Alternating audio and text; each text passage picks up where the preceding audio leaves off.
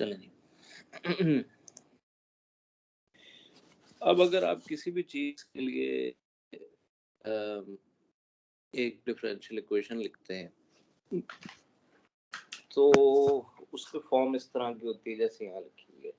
आपके पास जो है कोई एक कोएफिशिएंट होता है ए एन, फिर डिफरेंशियल ऑपरेटर होता है डी ओवर डी टी, और फिर आपके पास अगर एक सिस्टम की बात आप कर रहे हैं तो इनपुट अगर आर टी से रिप्रेजेंट हो रहा है और आउटपुट सी टी से रिप्रेजेंट हो रहा है, तो यहाँ पे आपके पास सी टी होगा, ये इनपुट वाली साइड, आउटपुट वाली साइड पे, और इनपुट वाली साइड पे आर टी। फिर जितने हायर ऑर्डर डिफरेंशियल इक्वेशन होगी, तो हर डिफरेंशियल टर्म के साथ उसका ऑर्डर होगा, जैसे डी स्क्वायर या डी क्यूब या D quadrature D four D five. ये जब आप सॉल्व करते हैं डिफरेंशियल इक्वेशन, तो आपके पास हायर ऑर्डर डिफरेंशियल इक्वेशन आते हैं। ओडीईज जो है ना, ऑर्डिनरी डिफरेंशियल इक्वेशंस वगैरह, ये जो कोर्स होता है आपका कैलकुलस और अपना क्या कहते हैं उसको, पार्शियल डिफरेंशियल इक्वेशंस वगैरह, उसमें ये सारी चीज़ें होती हैं। तो आपके पास हायर ऑर्डर डिफरेंशियल इक्वेशन होती है। सो आप इस तरह एक एग्जांपल यहाँ पे मैं लिख देता हूँ, 5d square c t over T t plus 3t t c t over d t plus d c t over d t. एक ही चीज़ हो गई, 4 हो गए, अगर ये क्यूब होगा, ये स्क्वायर होगा, ये 1 होगा, etcetera. This is equal to say 4d square R T over T T and so on. So ये जो नीचे लिखा है, ये किसकी, यहाँ तक ये जो लिखा है जनरलाइज्ड एक टर्म है, जिसमें आपके ये भी कोएफिशिएंट्स हैं और ये भी कोएफिशिएंट्स हैं। बी वाले इनपुट के कोएफिशिएंट्स हैं और ए वाले आउटपुट के कोएफिशिएंट्स हैं। सो इसमें सी टी आपके आउटपुट रिप्रेजेंट करती है, आर टी आपकी इनपुट रिप्रेजेंट करती है, और ये जितने कोएफिशिएंट्स हैं, दीज आर डिटरमिन्ड बाय कि आपके सिस्टम के पैरामीटर्स क्या हैं। सिंप्लीफाइड मतलब आपको स्पेसिफिक नहीं बता रहा है, एक जनरल इक्वेशन लिख रहा है। तो अगर आप इन दोनों साइड्स का लैप्लास ट्रांसफॉर्म लें, तो इस तरह की सिचुएशन बनती है।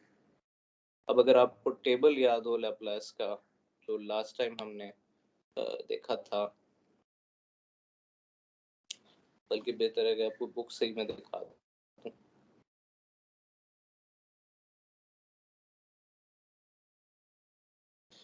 यहाँ पे अगर आप टेबल देखें लैप्लास का, ये वाला,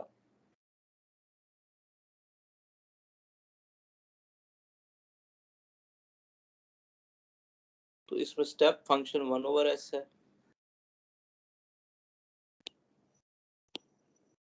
चीजें मैं हाईलाइट कर देता हूँ।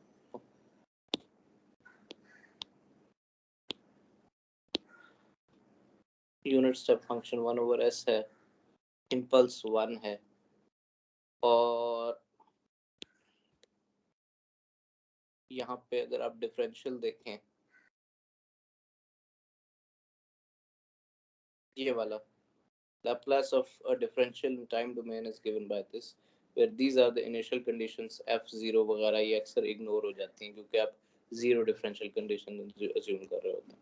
अच्छा, इसी तरह अगर आप हायर ऑर्डर देखें, तो वो इस तरह होता है, एस स्क्वायर में आ जाता है, एफ एस वैसे ही आ जाता है। इसी तरह फिर उसके बाद उसकी initial conditions and so on.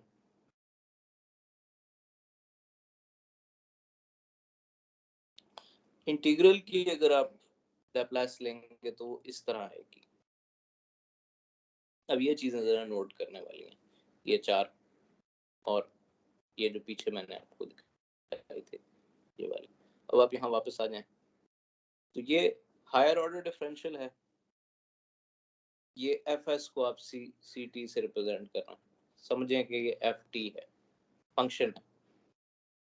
तो आप इसको जब यहाँ नीचे देखेंगे, तो आपके पास ये कोफिशिएंट आ गया, s raise to power the order जो यहाँ पे है, और आपके पास सी एस है आपका एस डोमेन में आउटपुट। इसी तरह जिस तरह आप आगे जाते जाते हैं, ये रिड्यूस होती जाती है पावर, और सी एस वैसे ही आता जाता है।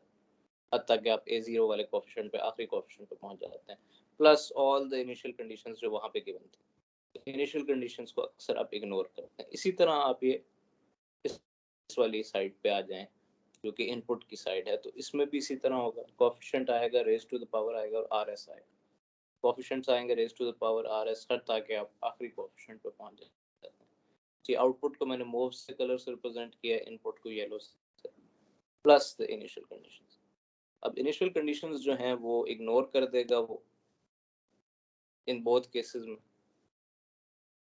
तो आपके पास ये इक्वेशन, ये जो मैं हाईलाइट कर रहा हूँ, इसको अगर आप रीराइट करें without the initial conditions, if all initial conditions are equal to 0, मतलब कि जब ये स्टार्ट हुआ ये सारा फंक्शन तो 0 था, तो आपके पास ये चीज आ जाएगी।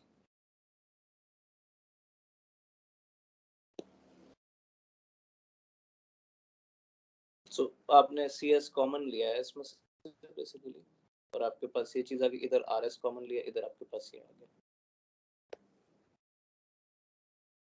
अब सिंपली ट्रांसफर फंक्शन जो होता है वो आउटपुट की रेशो होती है इनपुट से, CS over RS।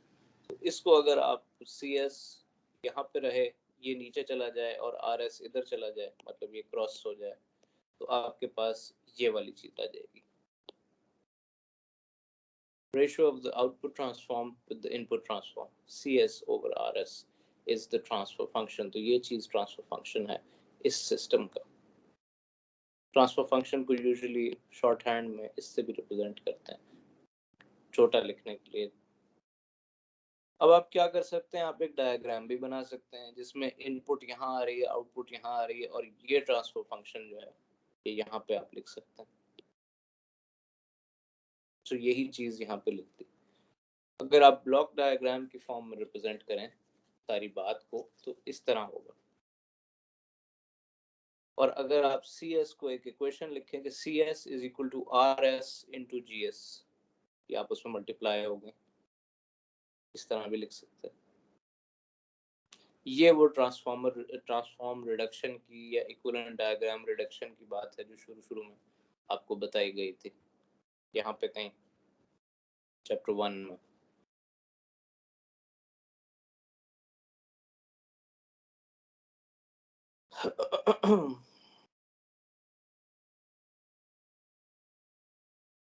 Draw functional block diagram, ये भी, और फिर block diagram, reduce the block diagram वगैरह, ये भी। और ये डायग्राम जो आप यहाँ पे देख रहे हैं, इनपुट आउटपुट और मैथमेटिकल डिस्क्रिप्शन, ये भी इस ट्रांसफर फंक्शन की फॉर्म में लिखा जा सकता है। ये बेसिकली यहाँ पे ट्रांसफर फंक्शन आता है इधर। क्लियर होगी बात?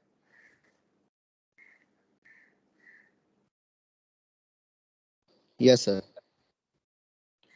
चलिए एक छोटी सी यहाँ पे एग्जांपल है। 2.3 जो है ये आपकी उसी से रिलेटेड है, पार्शियल डिफरेंशियल वगैरह से। ये आप देख लें। 2.4 जो है ये इस टॉपिक से रिलेटेड है जो मैं करा रहा हूँ, जिसमें आपके पास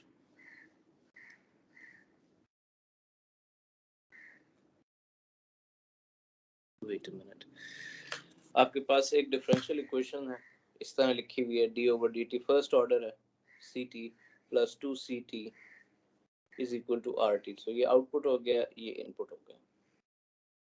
इसका आप लैप्लास ट्रांसफॉर्म लेंगे तो उस टेबल के अकॉर्डिंग ये वाली चीज जो है this will be replaced by S into CS, whereas this ये CS से रिप्लेस हो जाएगा, ये यहाँ पे CS आ गया, और ये वाला RS से रिप्लेस हो जाएगा, मतलब फ्रीक्वेंसी डोमेन में चला गया ये सारा। सो ये जो है ये इसका लैप्लास ट्रांसफॉर्म है। अब आप क्या करेंगे, आप CS कॉमन ले लेंगे तो आपके पास आ जाएगा CS S plus 2 is equal to RS। ठीक हो गया। और आप RS को जब आप यहाँ पे ले आएंगे और इसको यहाँ ले जाएंगे तो आपके पास ये चीज़ आ जाएगी, CS over RS is equal to 1 over S plus 2। ये इसका ट्रांसफर फंक्शन है इस सिस्टम का।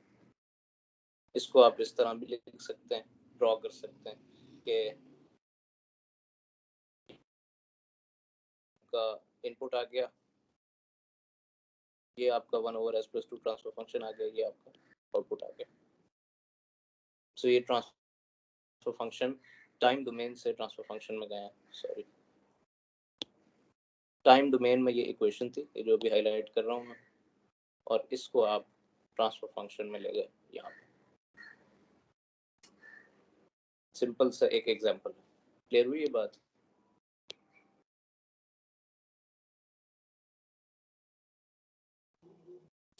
Yes sir.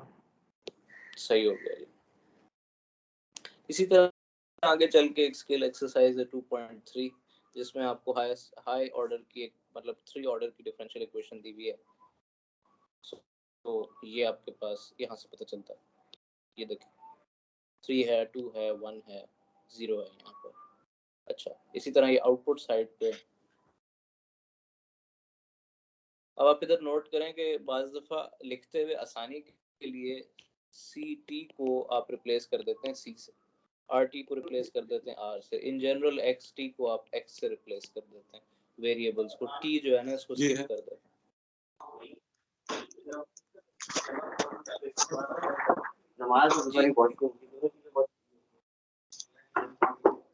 कोई सवाल पूछना है तो आप पूछ सकते हैं, वरना माइक म्यूट कर दें अपना।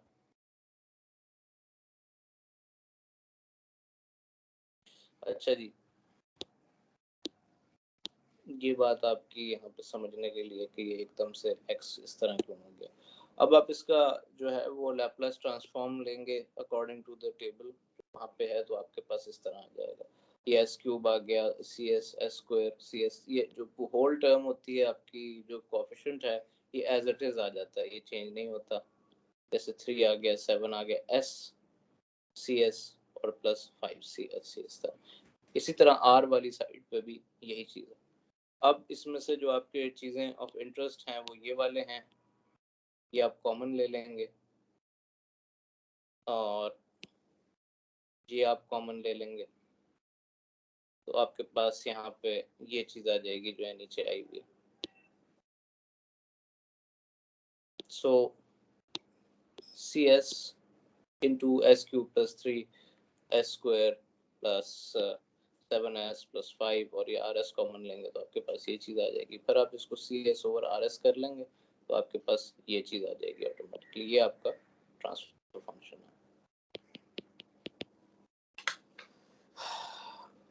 क्लियर हुई बात?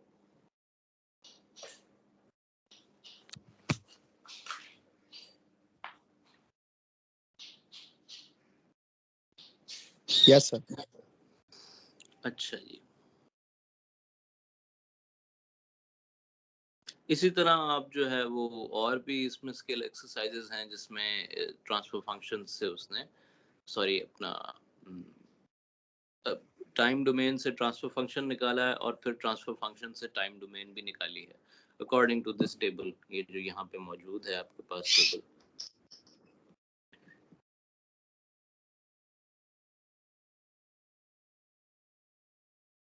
ये टेबल जो है ना इसको आप मतलब इनवर्स के तौर पे भी यूज कर सकते हैं कि अगर आपके पास ये चीज है ये, तो उससे आप ये टाइम डोमेन भी निकाल सकते हैं।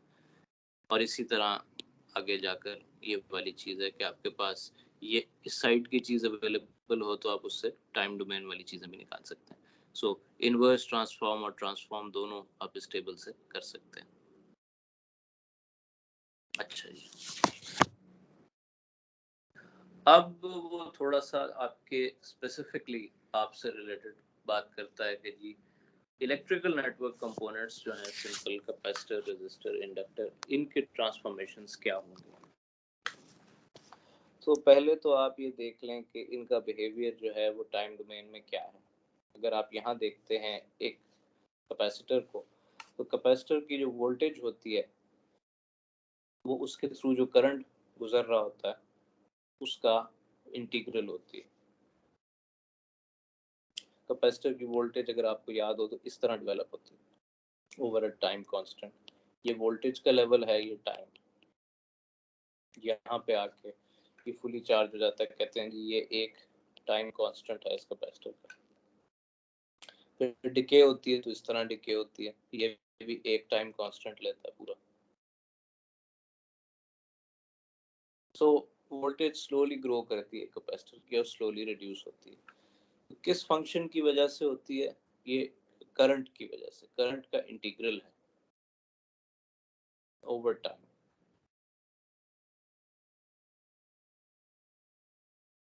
और अगर दूसरा बिहेवियर जो है ये वोल्टेज का है, तो करंट का बिहेवियर जो है वो बड़ा तेज होता है। करंट की स्पाइक तेज होती है, एकदम से जो है वो राइज कर जाता है और फिर स्लोली स्लोली स्लोली फॉल करता है, जिस तरह चार्ज होता जाता है। सो दोनों बिहेवियर मुख्तलिफ है। डिस्चार्ज होता है तो राइज करता जाता है करंट, और फिर अल्टीमेटली जाके फॉल कर जाता है। सो करंट जो है, जो भी सडन बिहेवियर होता है वो डिफरेंशियल की वजह से होता है, क्योंकि डिफरेंशियल एक स्लोप होता है। तो करंट जो है it's because of the differentiation of voltage. आपने इसका जो है वो डिफरेंशिएशन ली। डिफरेंशिएशन ये होता है कि इस पॉइंट पे इसका स्लोप कितना है, इस पॉइंट पे स्लोप कितना, स्लोप की वजह से। अच्छा, चार्ज, क्योंकि आपके पास दो कैपेसिटर की प्लेट्स हैं, एक प्लस एक माइनस, तो इसके दरमियान में कितना चार्ज क्यों स्टोर हुआ है, that is given by this. So Vt is equal to 1 by C, where C is the capacitance in coulomb in microfarad, और Qt is the charge stored. So charge जो store हो रहा है उसको उसने Qt से represent किया है। ये हो गई आपकी तीन टाइम डोमेन इक्वेशंस। ये और ये कैपेसिटर चार्ज वाली। अब इसको अगर आप एस डोमेन में देखें तो इसके उसने दो पैरामीटर्स बताए। एक है इसकी इम्पीडेंस के वोल्टेज ओवर करंट 1/CS, और इस तरह admittance which is CS। Admittance जो है इम्पीडेंस का ऑपोजिट होती है। ये किस तरह आया? ये उसी टेबल से इसने जो है, या जो भी आपके फर्स्ट प्रिंसिपल्स हैं उससे इसको एस डोमेन में शिफ्ट किया है, और एस डोमेन में शिफ्ट करने के बाद ये रिलेशंस ड्रॉ किए हैं कि VS ओवर IS का क्या रिलेशन है, एटसेट्रा एटसेट्रा।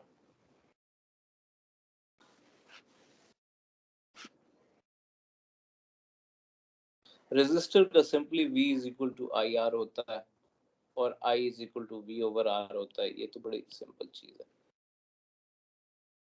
वोल्टेज चार्ज का जरा देख लें। इसमें भी इसने चार्ज का एक एलिमेंट डाला है कि जी थोड़ा बहुत चार्ज स्टोर हो जाता है कंपोनेंट की, उसकी वजह से इसको फिलहाल आप इतना गौर ना करें।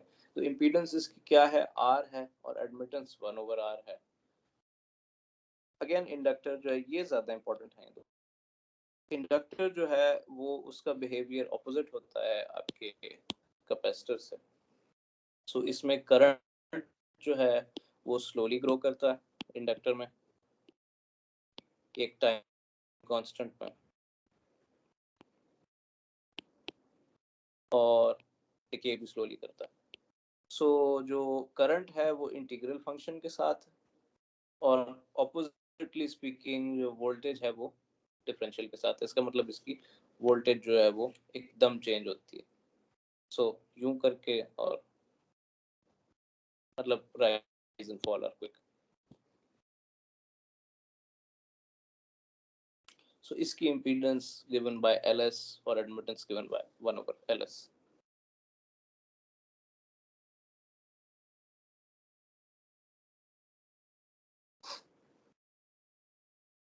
अब इसको यूज करते हुए उसने आगे एक एग्जांपल सॉल्व किया कि आपके पास इस तरह करके एक जो है वो सर्किट है, जिसमें आपके पास इनपुट जो है वोल्टेज की फॉर्म में है, आउटपुट कैपेसिटर वोल्टेज की फॉर्म में आपने लेना है। अच्छा, इसमें ये होता है कि आप सिलेक्ट कर सकते हैं कि आपके इनपुट्स क्या हैं, आउटपुट्स क्या हैं। तो किसी भी इक्वेशन में जब आप ये ट्रांसफर फंक्शंस लिख रहे हैं, तो किसी भी सिस्टम के इनपुट आउटपुट सिलेक्ट करना आपके हाथ में होता है। तो फिलहाल जो है आपको जो प्रॉब्लम दी गई है 2.6, उसमें वो ये कहता है कि आप इस तरह इनपुट और आउटपुट लें। ठीक है, आपने यहाँ पे KVL लूप लगाया कि टाइम डोमेन में सारी सॉल्व हो रही है, और इस तरह करके आपने वोल्टेज ड्रॉप जो होती जा रही है अकॉर्डिंग टू रेफर भी कर सकते हैं इस टेबल को, लेकिन वैसे आपको खुद भी पता होना चाहिए कि इंडक्टर जो है that is given by LdIt/dt, RIt ये रेजिस्टेंस जो ड्रॉप होती है ये we T is I R, ठीक है जी। प्लस ये जो कैपेसिटर है इसकी वोल्टेज यहाँ पर जैसे लिखा है कि इंटीग्रल फंक्शन से होती है, सो 1/c इनटू दिस, ये चीज़ आ गई।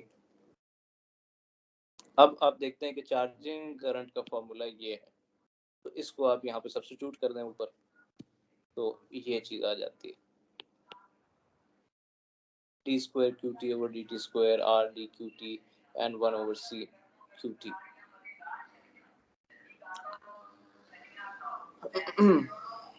अगेन आप क्यू टी जो है वो कैपेसिटर के रेफरेंस से देखें तो आपके पास ये चीज़ आती है।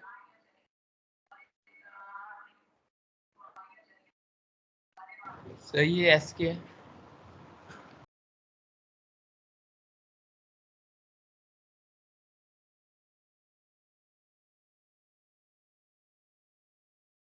सर आपकी आवाज नहीं आ रही।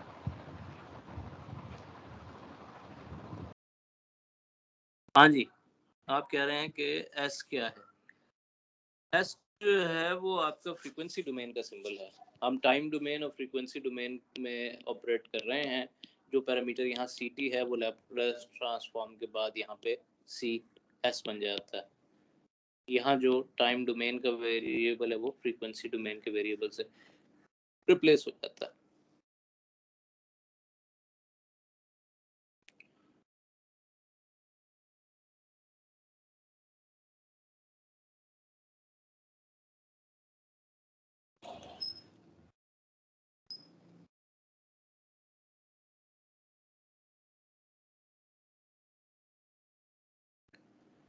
अच्छा जी, और बाकी जो है फिजिकली स्पीकिंग एस जो है वो आपकी ये जो एस हैं ये आपके इस इक्वेशन के रूट्स को, कैरेक्टरिस्टिक रूट्स को रिप्रेजेंट करते हैं ये टर्म्स। सर अभी आपने हमें सर्किट दिखाया था जिसकी आपने इक्वेशन बनाई थी, तो सर अगर इसमें कोई डायोड या ट्रांजिस्टर अटैच कर देते हैं तो फिर उसकी कैसी इक्वेशन लिखेंगे, वो उसमें का रिलेशनशिप कैसे बनाएंगे?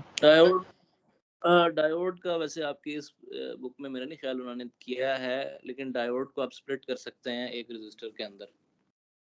डायोड को भी अगर आप देखें तो एक it's equivalent to a resistor, और मेरे ख्याल है ये वोल्टेज गैप एक होता है बैटरी 0.7 वोल्ट की बैटरी, और ये जो है रेजिस्टेंस आर इक्विवेलेंट, इस तरह करके इसको रिप्रेजेंट करते हैं हम। और अब यहाँ पे आपकी बैटरी का भी इक्विवेलेंट नहीं है, इसमें बैटरी को मजीद आप स्प्लिट कर सकते हैं रेजिस्टेंस के अंदर। सर अगर बैटरी का कांस्टेंट नंबर रख लें तो फिर पॉसिबल है? कांस्टेंट नंबर भी रख सकते हैं, अभी मेरा ख्याल है आप उसमें ना जाएं, वो एक अलहदा से कॉम्प्लिकेशन शुरू हो जाएगी, फिलहाल यहीं तक रहें। इसी तरह बीजेटी भी जो है ना, जिसको आप बीजेटी कहते हैं, वो भी एक इक्विवेलेंट होता है इसके डायोड, और इसको अगर आप स्प्लिट करें तो यहाँ रेजिस्टेंस होती है और यहाँ पे एक डायोड होता है। और फिर क्या होता है कि हाँ, जो आपकी किताब है ना वो थियोडोर एफ बोगार्ट और लुई नेशल्सकी की एक बुक है माइक्रो इलेक्ट्रॉनिक्स, उसमें इसके ट्रांसफर फंक्शन दिए हुए हैं सारे ना, डिटेल डेरिवेशन के साथ। आपने शायद पढ़ भी लिए पहले या दूसरे सेमेस्टर में, तो उसमें वो सारा डिटेल बताता है कि किस तरह जो है वो मुख्तलिफ 2-3 कांस्टेंट से यूं करके एक फिगर बनती थी, यूं करके और यूं करके, और यहाँ इनपुट होती थी, इधर आउटपुट होते थे, जी एम होता था, और ये वो सारे इसके ट्रांसफर फंक्शन है डायोड के और बीजेटी वगैरह के। तो अगर आप उसमें इंटरेस्टेड हैं तो वो वहाँ मुझे याद आ के उधर लिखा हुआ है, उधर से पढ़ लें। Okay sir. अच्छा जी, बुक शेयर कर दीजिए। बुक मैं कर दूंगा शेयर, वो आपने पढ़ी हुई है वैसे अपने पहले या दूसरे सेमेस्टर में। अच्छा जी, ये अब आप क्यू टी को आप सी वी सी टी से रिप्लेस करें तो ये क्वेश्चन अपडेट हो के इस तरह हो जाएगी। अब इसका आप लैप्लास ले लें जैसे फर्स्ट प्रिंसिपल्स में वहाँ है, तो आपके पास ये चीज़ बेसिकली आ जाती है। सो ये हुआ यही है कि कांस्टेंट आ गया है, इसकी जगह एस स्क्वायर आ गया है, और वी सी एस आ गया है यहाँ पे, वी सी एस। इसी तरह इधर भी ये हुआ है और वी सी एस आ गया, वी सी एस फिर आपने कांस्टेंट ले लिया। इधर VS आ गया, ठीक हो गया जी, ये भी VCS, और इसको फिर आप जो है VS ओवर VCS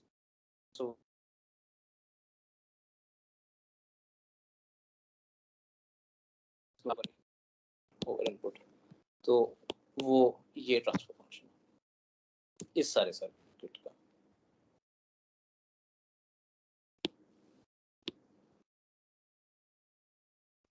सो अब अगर आप ये फाइंड करना चाहते हैं कि जी मैंने ये इनपुट दिया तो आउटपुट क्या आया, तो आप सिंपली उसको इस चीज से मल्टीप्लाई कर देंगे।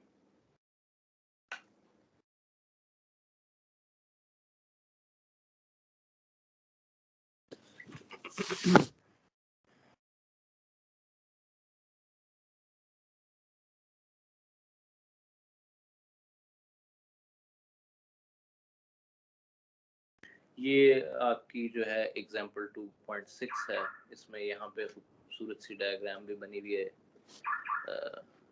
ये वाली।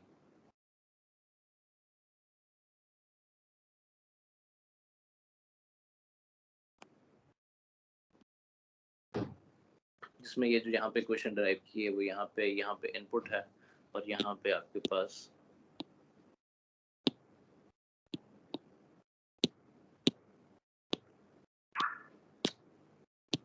ये इनपुट है और ये आउटपुट है।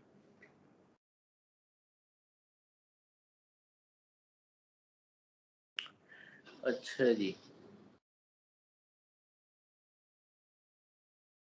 अब ये बात इसने जो है वो, अब वो ये कहता है कि आसानी के लिए हमने अभी तो यहाँ पे ये किया ना कि टाइम डोमेन में ये सारी इक्वेशन डिराइव की यहाँ पे, ये वाली जो कुछ है, और उसको फिर कन्वर्ट किया एस डोमेन में। अब वो ये कहता है, ये वाला पार्ट का जिक्र करता है कि आप इसको यहीं पे कन्वर्ट कर लें पहले,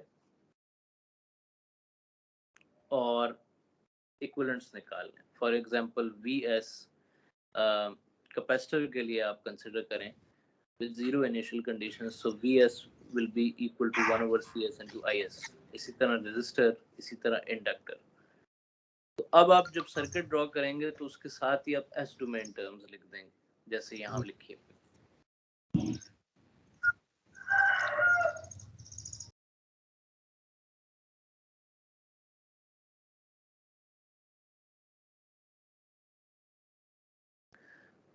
जैसे यहाँ लिखी हुई हैं, सॉरी, आपने सर्किट के साथ ही S equivalent S domain terms, VS में आ गया, इंडक्टर LS में आ गया, रेजिस्टर R में आ गया, कैपेसिटर 1 over CS में आ गया। तो आप जब KVL लूप लगाते हैं तो आप सिंपली ये टर्म्स लिखते जाते हैं उसके साथ साथ।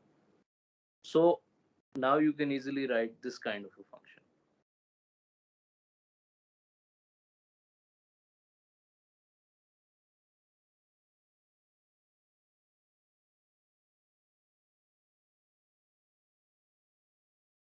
Impedances लिखी हैं equivalent,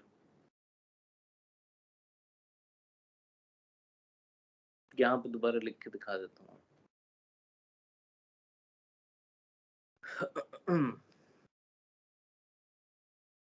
कि आपके पास अगर ये चीज है,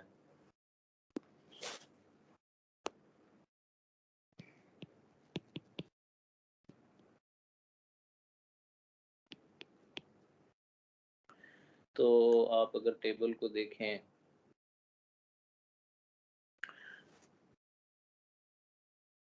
V equals IZ, Z equals V over I, ये आपकी इम्पीडेंस है। अब ये चाहता है कि इसको इस फॉर्म में, एस फॉर्म में लिखे।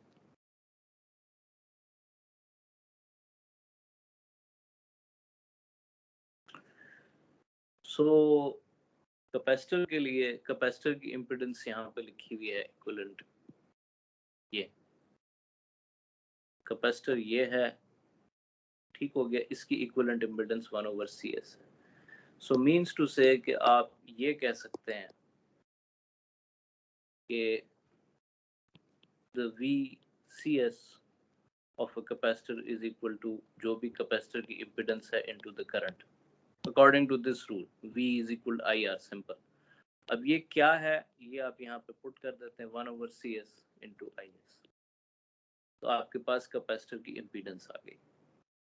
इसी तरह जैसे यहाँ लिखा हुआ ये आपके सामने, इसी तरह इंडक्टर की इम्पीडेंस जो है वो LS है, so VS is equal to LS into IS। Resistor की इम्पीडेंस रेजिस्टेंस ही होती है, so VS is equal to R into IS।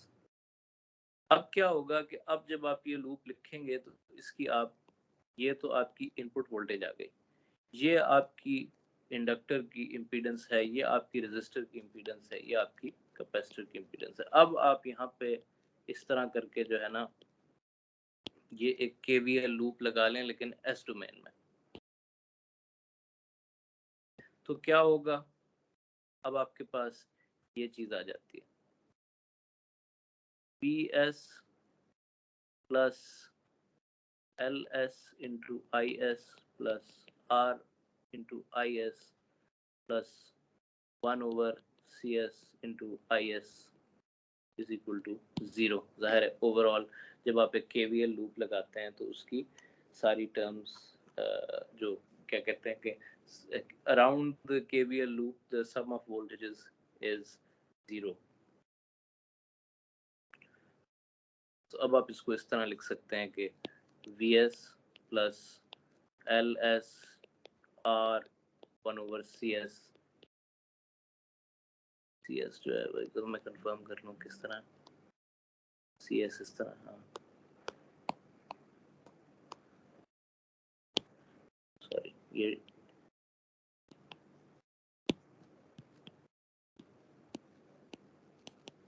Is equal to 0।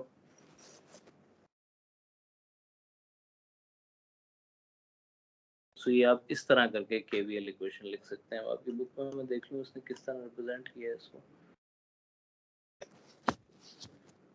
Impedance की फॉर्म में किया होगा सर।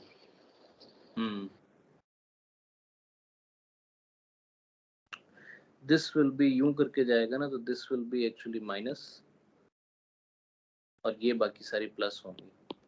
सो फिर आप इसको उधर ले जा सकते हैं कि VS equals LS plus R over 1/CS। So ये this is the sum of impedances. अगर इनको आप देखें और इसको इधर आप देखें तो बेसिकली ये इम्पीडेंसेस का सम है। अब ये क्या कहता है कि इससे आप एक कंक्लूजन ड्रॉ कर सकते हैं कि एस डोमेन में आप किसी भी सर्किट को लिखना चाहें तो this will be the sum of applied voltages equal to sum of impedances into the current that's flowing through it. ये उसने इससे इस सारी तपस्या से कंक्लूजन ड्रॉ किया है कि ऐसे होगा। अब जब आप लिखेंगे तो आप सिंपली इसको इस तरह भी लिख सकते हैं कि इसमें कितनी इम्पीडेंसेस हैं। अब यहाँ पे यहाँ लिख लेते हैं LS plus R plus 1/CS। ये इम्पीडेंसेस हो गई। कहता है इसमें ये करंट मल्टीप्लाई कर दें, this will equal to the voltages in the circuit which is VS। अगर आप यहाँ देखें तो हमने यही कंक्लूजन यहाँ भी ड्रॉ किया सॉल्व करने के बाद, और इसको हम इंस्पेक्शन से भी लिख सकते हैं, ये देख के भी लिख सकते हैं और सॉल्व करके भी वही लिख सकते हैं। ये वही इक्वेशन है जो आपने यहाँ टाइम डोमेन से ड्रॉ करके लिखी थी।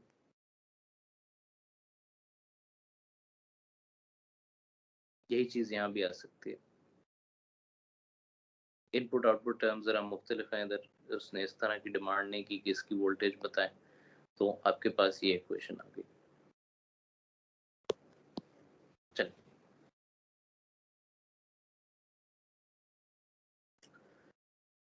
अब आपको ये देख लें कि इस सर्किट में एक लूप है, ये भी इस तरह भी हो सकता है। फिर आप क्या करेंगे वो जरा आगे आएगा, उसको किस तरह सॉल्व करना है।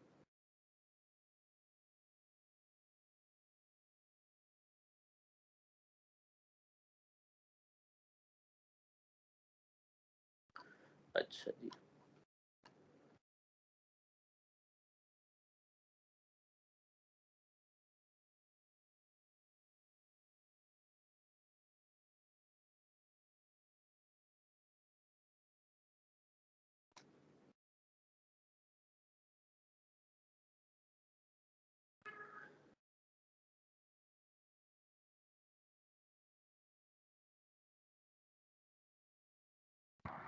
सर जी जी सर ये जो हम ये सर्किट्स को सॉल्व कर रहे हैं, यहाँ पे हमें कैसे पता चलेगा यहाँ पे इनपुट्स और आउटपुट तो हम कहीं पे ले नहीं रहे।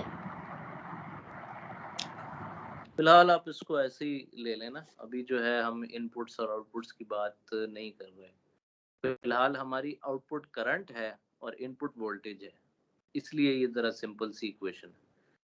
अगर आपकी आउटपुट एक और वोल्टेज हो तो आपको थोड़ा सा इसको मॉडिफाई करना पड़ेगा।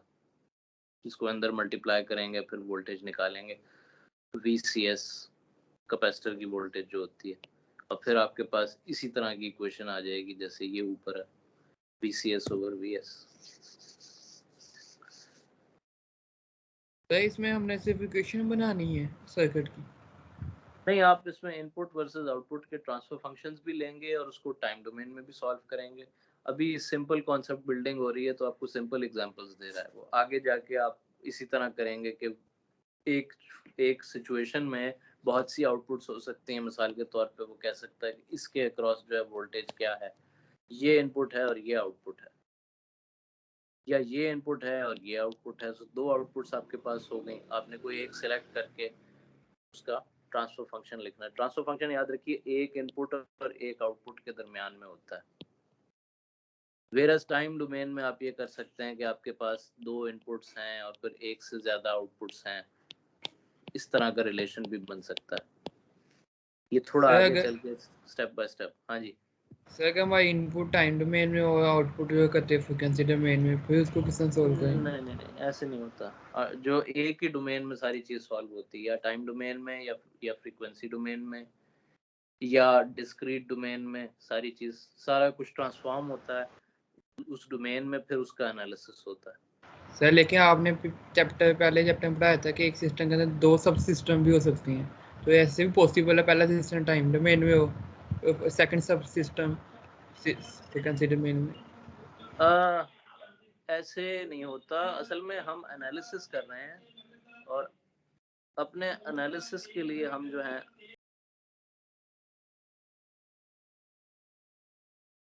अच्छा, मैं ये कह रहा था कि हम ये सारी एक्सरसाइज अपने एनालिसिस के लिए करते हैं। जैसे आपके पास एक सिस्टम है और इसके अंदर सब सिस्टम्स हैं, तो ये कोई फिजिकल एंटिटी है। यहाँ पे आप कोई इनपुट दे रहे हैं और यहाँ पे आप आउटपुट ले रहे हैं। इनपुट सॉरी यू से रिप्रेजेंट होती है, आउटपुट जो है वो लीनियर सिस्टम्स। लीनियर सिस्टम हो गए। अब इसके एनालिसिस के लिए आप इसको स्प्लिट करते हैं कि जी आप टाइम डोमेन में सारा सॉल्व कर रहे हैं या आप सारा जो है वो फ्रीक्वेंसी डोमेन में सॉल्व करते हैं।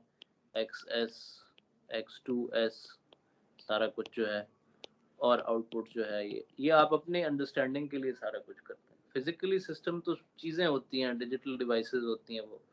इसी तरह अगर आप इसको आगे जी डोमेन आएगी, डिस्क्रीट डोमेन, उसमें सॉल्व करते हैं तो ये भी जी डोमेन में होगा, ये भी जी डोमेन में होगा, ताकि आपको सारा इफेक्ट तो पता चल सके ना कि क्या है किसी भी चीज़ का।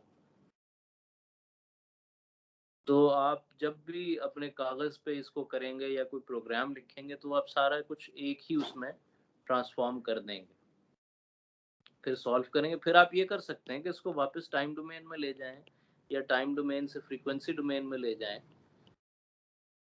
ये चीज़ें आप कर सकते हैं, लेकिन वंस दिस इज सॉल्व्ड, और फिर जब वापस अगर आप इसको फर्ज करें यहाँ पे आपने डिस्क्रीट डोमेन में सॉल्व करना है, तो इसको इनपुट देने से पहले आपको दोबारा इसको डिस्क्रीट डोमेन में करना पड़ेगा। तो एक पूरा सिस्टम जो है एक ही डोमेन में आके सॉल्व होगा।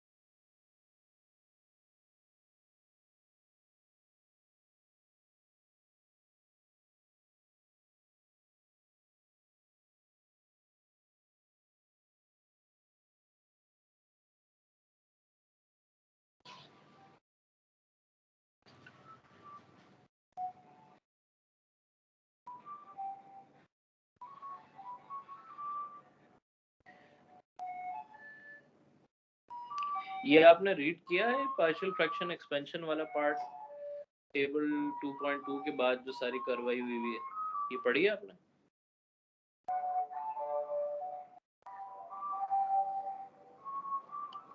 सर आवाज क्लियर नहीं आ रही, रिपीट कर दीजिए। मैं पूछ रहा हूँ कि ये यहाँ पे जो टेबल 2.2 के बाद जो कुछ लिखा है,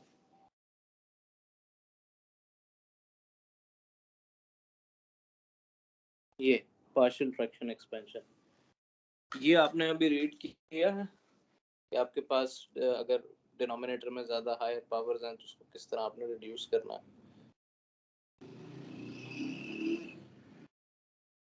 अब असल में आपने ट्रांसफर फंक्शन स्टडी कर लिया है ना, तो मेरा ख्याल है अब आपको ये पढ़ लेना चाहिए। Find the inverse Laplace transform of a complicated function. We can convert the function to a sum of simpler terms, for which we know the Laplace transform. So अगर इसका आपको Laplace transform जो है, सॉरी ये गलत click हो जाता है, Laplace transform अगर आपको इसका इन्वर्स लेना चाहते हैं आप, मिसाल के तौर पे इस चीज़ का, तो इसका तो इन्वर्स नहीं पता, इन्वर्स तो आपको इन छोटी छोटी चीज़ों के पता है, तो आप क्या करते हैं कि इसको सिंपल फैक्टर्स करके स्प्लिट कर लेते हैं ऐसी चीज़ों में जिसका आपको इन्वर्स ट्रांसफॉर्म पता हो। We must perform the division until we obtain a remainder whose numerator is the order less than the denominator. मेरा ख्याल है कि इस तरह कर रहा है। Yes, sorry.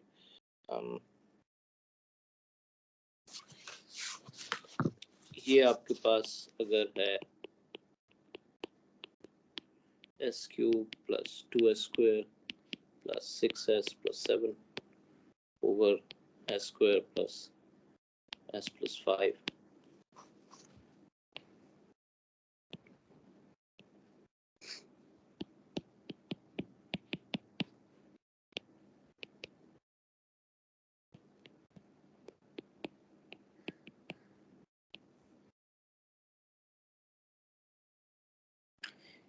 क्या किया ये,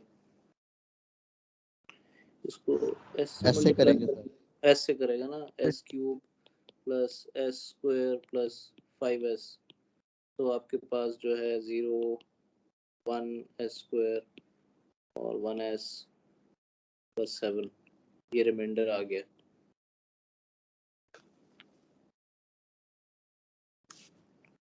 अब 1 इसको से करेंगे। अब 1 से कर लेगा, सो s स्क्वायर s प्लस 5, तो आपके पास ये 2 रिमाइंडर आ गया।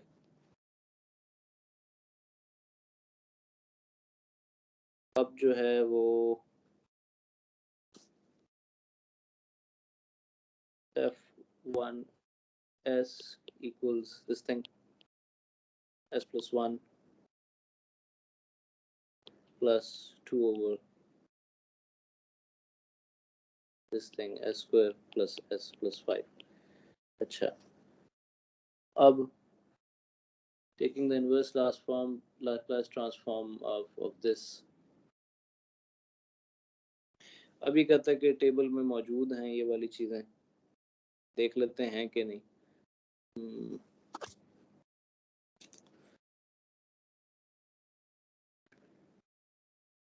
2.1 आइटम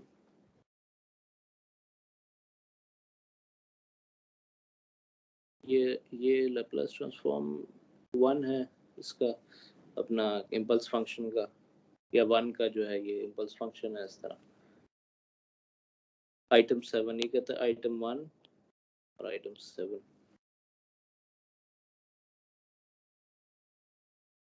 लिनियरिटी थ्योरम जनाब,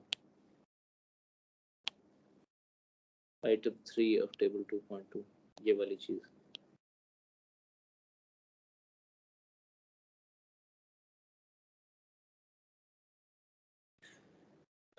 अच्छा, इसके मुताबिक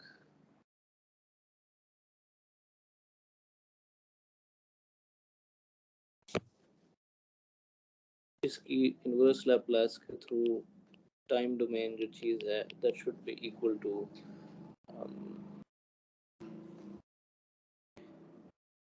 d phi t d sigma t over d t plus 1 जो है ये तो समझ में आती है कि 1 का इक्विवेलेंट ये इम्पल्स फंक्शन है, एस का इक्विवेलेंट ये डिफरेंशियल है, ये आप देख सकते हैं इस टेबल में।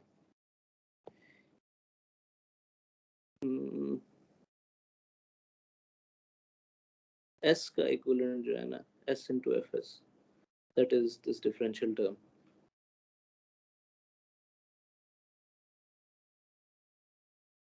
अच्छा, और इसका वो कहता है अभी लैपलेस ट्रांसफॉर्म इसका लेना है 2 over S square plus inverse Laplace of this.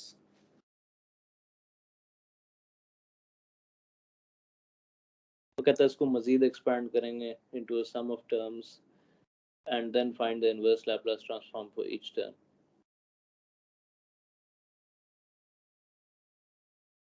सो अब आपके पास जो एफ एस है now that is 2 over S square plus S plus 5।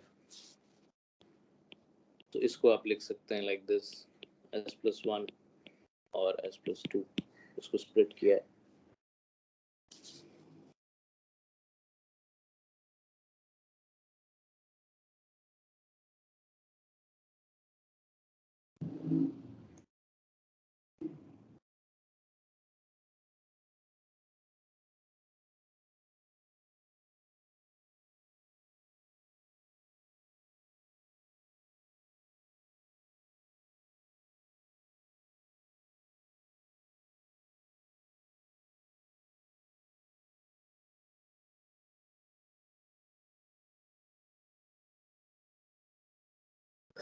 अब आपकी पार्शियल फ्रैक्शन इंस्पेक्शन जो एक्सपेंशन होती थी उसमें इस तरह की कार्रवाई होती थी कि ये अगर ये है तो इसको आप के से रिप्रेजेंट कर देते हैं, के ओवर एस प्लस 1 प्लस के 2 ओवर एस प्लस 2, और के 1 के 2 अभी फाइंड करना है आपने। सो अब इसको आप वो कहता है कि सारे को अगर आप एस प्लस 1 से मल्टीप्लाई करें तो आपके पास ये चीज़, इस सारे को आपने एस प्लस 1 से मल्टीप्लाई कर दिया तो आपके पास 2 ओवर एस प्लस 2 आ गया। यहाँ आपके पास k1 ये चीज़ कैंसिल हो गई है plus k2 into S plus 1 over S plus 2 ये चीज़ आ गई। सर ये कर लेंगे हम, ये कर लेंगे पार्शियल आप? फ्रैक्शन। Yes sir. जी सर, पार्शियल फ्रैक्शन का कर लेंगे, आता ही है। इसके बाद आगे जाके 2.9 जो है ये है, तो इफ s अप्रोचेस -1, आगे इसको इसने सॉल्व किया है तो k जो है वो k1 will yield 2 and similarly k2 can be found blah blah blah blah। Ultimately आपके पास जो है ना ये इस चीज़ को उसने ट्रांसफॉर्म किया टाइम डोमेन में, तो आपके पास 2 इंटू ये exponential -2e -2t into ut। ये ज़रा देख लेना किस तरह है आगे जाके, क्योंकि स्टेप वाइज बहुत सारे स्टेप्स उसने लिखे हुए हैं। जनरली जी सर। प्रोसीजर ये वाला सिंपल वाला ऊपर वाला, उसके बाद आगे जाके जो भी। जी सर, कर लेंगे। चलो जी, ये वाला जी कितना पार्ट तक करना है? ये आपका टेबल 2.2 के नीचे जो है ना ये सारा कुछ लिखा हुआ है, पार्शियल फ्रैक्शन एक्सपेंशन पेज 37 आपकी बुक नॉमिनस नॉइस, ये सारा स्टेप वाइज लिखा हुआ है, कंपेयर करते जो ये हो जाएगा। सर ये तो बेसिक है ना। जी जी सर अटेंडेंस लगा लें। बेसिक है, लेकिन जब होता है कि जब आप पेपर में बैठते हैं तो कंफ्यूज हो जाते हैं, फिर ये भी नहीं होता, इसलिए जो है इसको हाथ से कर लेना चाहिए। जी सर बिल्कुल। अच्छा जी, इलेक्ट्रॉनिक्स के ट्रांसफर फंक्शन हो गए। मेरा ख्याल है कि आज जो है ना इसको हम यहाँ तक हमने किया है एग्जाम्पल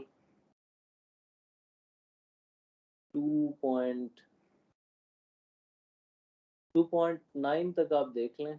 2.7 मेरे ख्याल है मैंने कराई भी है, बाकी दो एग्जाम्पल 2.8 2.9 ये इससे सिमिलर हैं, और पेज 51 2.10 से जो है मैं आगे आपको करा दूंगा, खुद थोड़ा बहुत देख भी लें, लेकिन एग्जाम्पल 2.10 से नेक्स्ट टाइम शुरू कराऊंगा।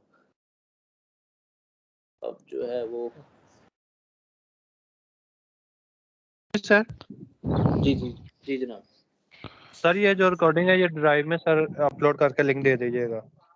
ये आपका जो चैनल है इसकी पोस्ट में आ नहीं जाता है? सर जी इधर आ चलती नहीं है उधर। आ जाती है वो भाई, अगर हाँ। आप उसमें फोल्डर में जाके निकाला सब तो आ वहां से हो जाती है। ये सर आ जाता है। सर वो ना ज्यादातर जो है ना हमारे बच्चे उनका ना वो ऑफिशियल ईमेल से ज्वाइन नहीं होता, तो इसी वजह से कहते हैं ड्राइव पे आप करते हैं, उसमें रिकॉर्ड जमा होता जाएगा सारा लेक्चर्स का। उनका लॉगिन नहीं होता तो अब किसी और ईमेल से लॉगिन कर लें इसमें। क्यों लॉगिन नहीं हो रहा लिंक से?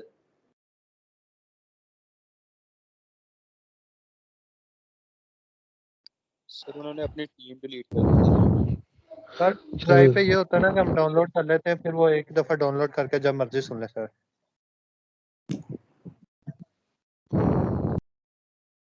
अच्छा मैं जरा आपकी अटेंडेंस शीट तो निकाल लूँ।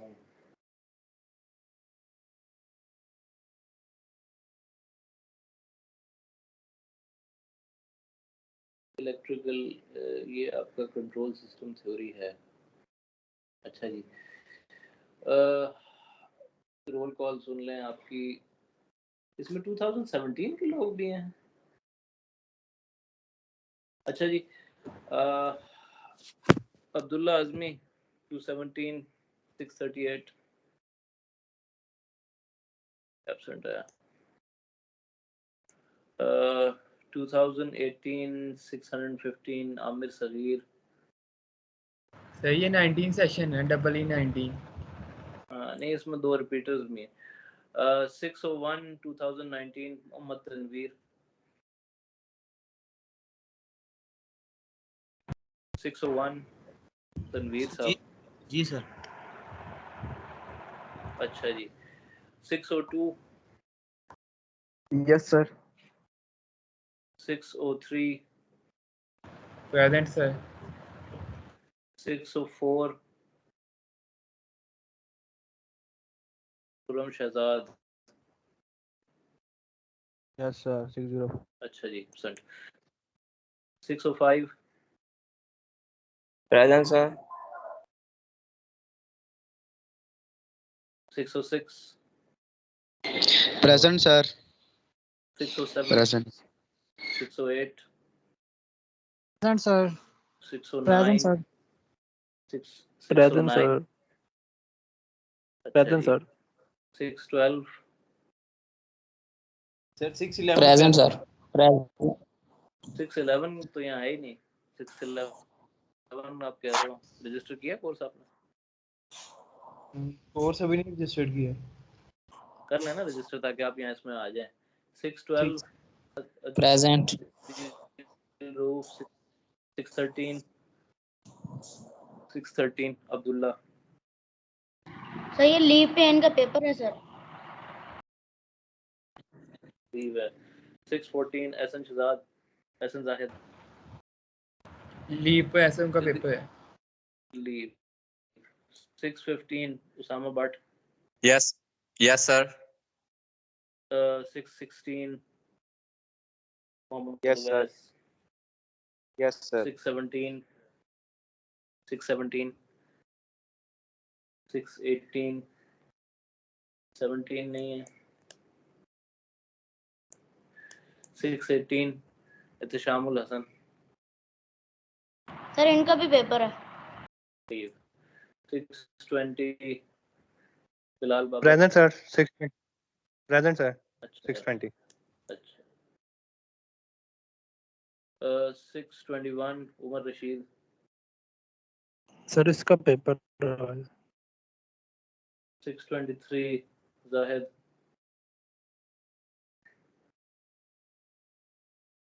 जल्दी जल्दी जवाब दें भाई, जो नहीं उसका बता सर दे पेपर पेपर है या एब्सेंट है। पेपर है इसका 623। सर लिस्ट सेंड कर दूं आपको जो, सर लिस्ट सेंड कर दूं जो नहीं बस लीव। जवाब देते जाएं, यहाँ मैं लिखता जा रहा हूँ। आसिफ रजा एब्सेंट है। रहमान जावेद 625। मान जावेद का भी पेपर है। अच्छा जी। 626 Mohammad Talha. Yes sir present.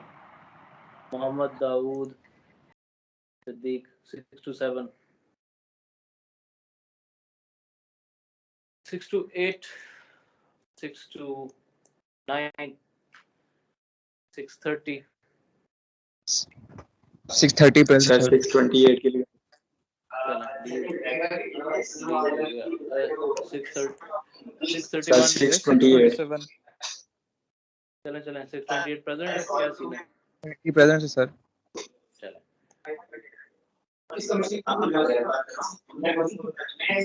चलें चलें बस खामोश, ये माइक बंद करें. 631 631 सर इसका पेपर 3-1 का ठीक हो गया. 632 प्रेजेंट सर. 634 फैसल सत्तार.